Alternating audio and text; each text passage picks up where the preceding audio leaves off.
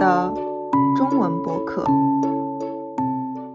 Hello， 大家好，欢迎来到木木的中文播客。大家这周过得好吗？今天的主题，我想和大家聊一个很有趣的话题，就是那些在中国社会里，大家可能不一定真的相信，但还是会默默遵守的一些迷信。大家听说过迷信这个单词吗？迷信简单的来说就是没有科学依据，但人们还是会选择相信，并且默默遵守的一些说法。今天我想来分享4个在中国社会中比较常见的迷信。首先，第一个是不能用红笔写别人的名字；第二个是本命年要穿红色；第三个是家里的镜子不能对着床放；第四个是不能抖腿。接下来我会一个一个解释这些迷信是怎么来的，以及它们背后其实反映了中国人怎样的思想和文化。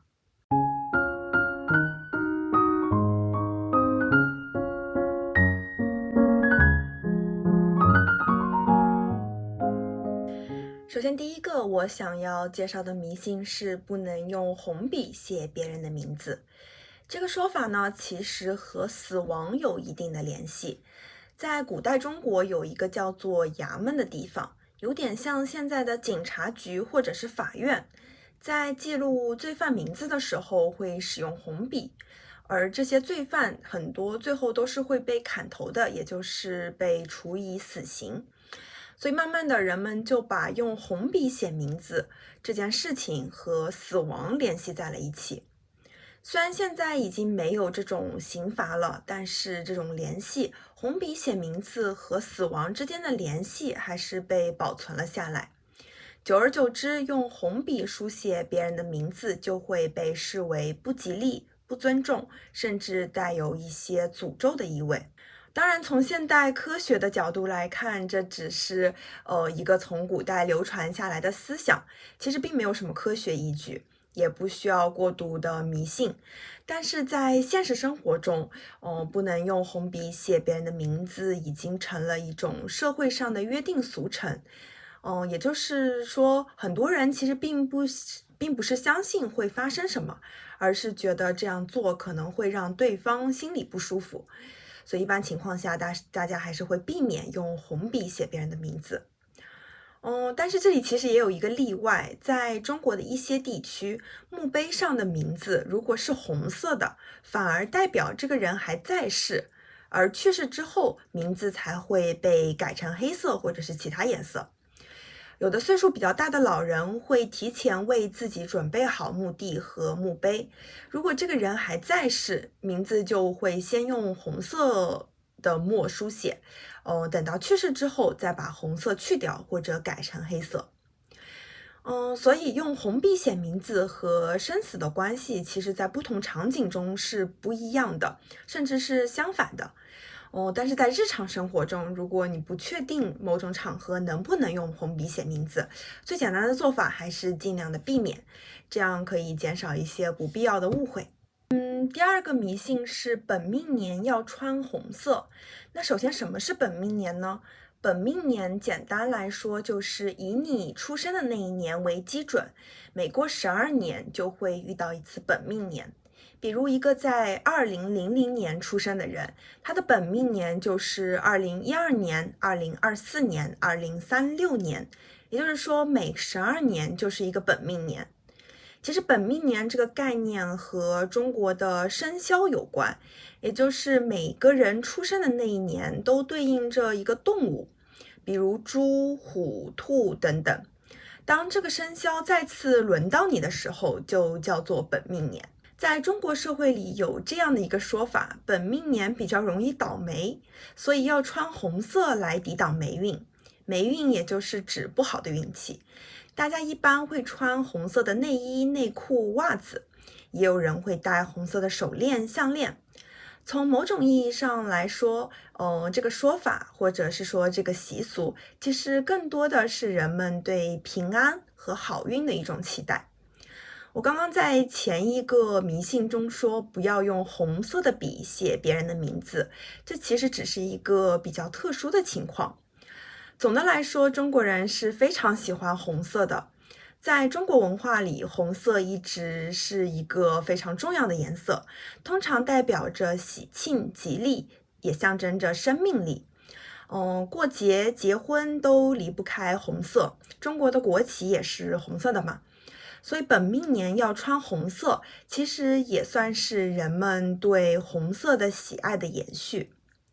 另外还有一个说法是，这些红色的东西最好是由父母、长辈或者是亲戚朋友送，而不是自己去买。因为在很多人看来，红色本身不仅仅是颜色，更是一种祝福，所以由别人送会更有意义，也就是会更有效。从理性角度来看，本命年要穿红色依然是一种迷信，没有任何科学依据，更像是一种心理上的安慰。所以很多人其实并不是真的相信本命年自己会倒霉，但到了本命年还是会穿上红色，只是为了让自己更安心。像我自己几年前刚好遇到了我的本命年，然后我妈妈当时就给我买了2套内衣和内裤，红色的。我那年也基本都是穿着的，虽然嘴上说不相信，但穿了的话又好像觉得，确实更安心了一点。第三个迷信是一个和镜子有关的迷信，据说家里的镜子不能对着床放。这个迷信在其他国家也有吗？还是只是在中国流行啊？为什么会有这种说法？其实我也不知道，只是一直有听说过，镜子不能对着床放，所以我就去查了一下。有一种比较常见的解释是，在深夜光线比较昏暗的时候，我们可能会短暂醒来或者起床去上厕所。然后这个时候，如果镜子正好对着床，我们就很容易在镜子中看到一个模糊的身影。人在半睡半醒的状态下，大脑对信息的处理是比较慢的，这个时候就很可能会把镜子中的自己误认为是另外一个人，从而把自己给吓一跳。这种突如其来的惊吓很容易把睡眠打断，从而影响睡眠质量，让人之后即使睡了很久也会感觉到没休息好。大家觉得这个说法有道理吗？从这个角度看的话，我觉得这个说法其实是有一些心理学和生理学上的道理的。这个也是从中国古代流传下来的一个说法。古代因为没有电，晚上的环境相对于现在会更加的昏暗，当时的镜子也不像现在的镜子一样那么清晰，半夜醒来看到镜子里模糊的身影，就更容易被吓到了。久而久之，人们就把这种体验慢慢的变成镜子对着床放会招来不好的东西。所谓不好的东西，在这里应该指的就是鬼之类的东西吧。所以在现实生活中，中国人在布置房间的时候，会特意的去避开把镜子对着床放。如果没办法调整位置，就会用布把镜子盖起来。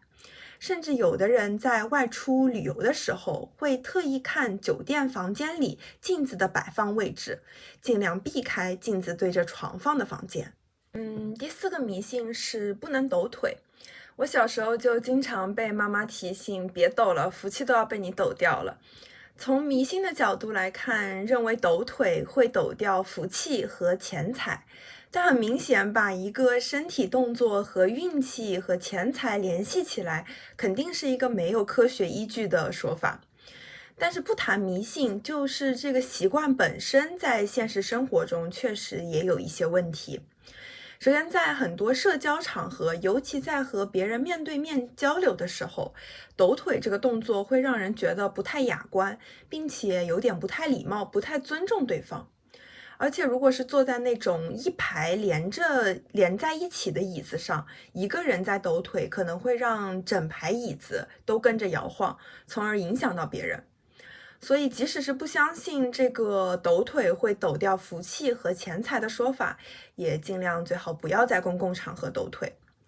然后从医学的角度来看，长期频繁的抖腿也可能会加重膝盖的负担。当然，有时候抖腿也不一定是故意的，可能只是有的人在紧张、焦虑的情况下的一个下意识的动作。